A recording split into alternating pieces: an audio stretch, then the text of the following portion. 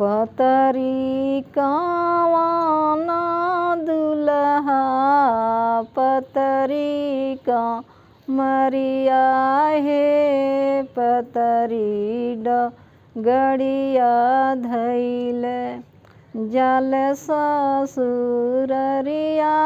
हे पतरी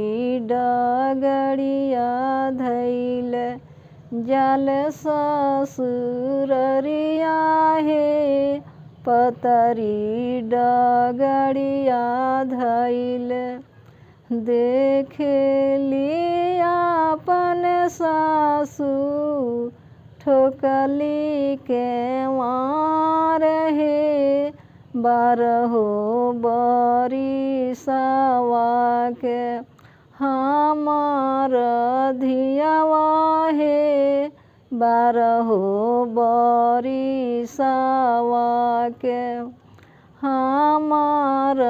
धियावा हे 20 बरिसवा के अइले दामाद हे 20 बरिसवा के पतरी कावाना दुल्हा पतरी कमरिया हे पतरी डगड़िया धैले जल ससुररिया हे पतरी डगड़िया धैले देखेली अपन चाची ठोकली के मार हे बारहो बरिसवा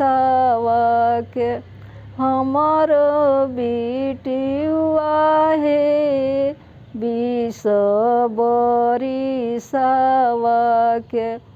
अइले दामाद हे 20 बरिसवा के एतना बचन दुल्हा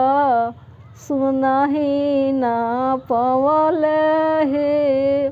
माला से मौरी दुल्हा दिहल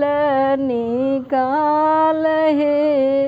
माला से मौरी दुल्हा दिहल निकाल हे कहाँ गईली अपन सासू देख से उमरिया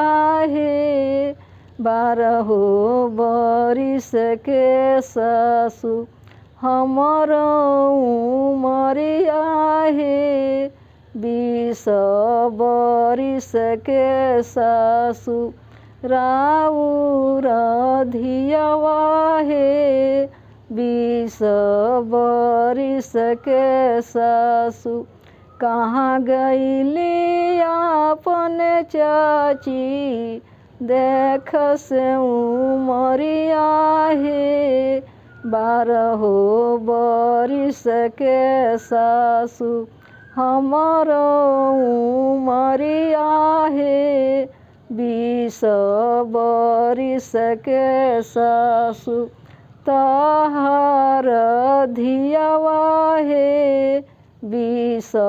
बरिस के सासू।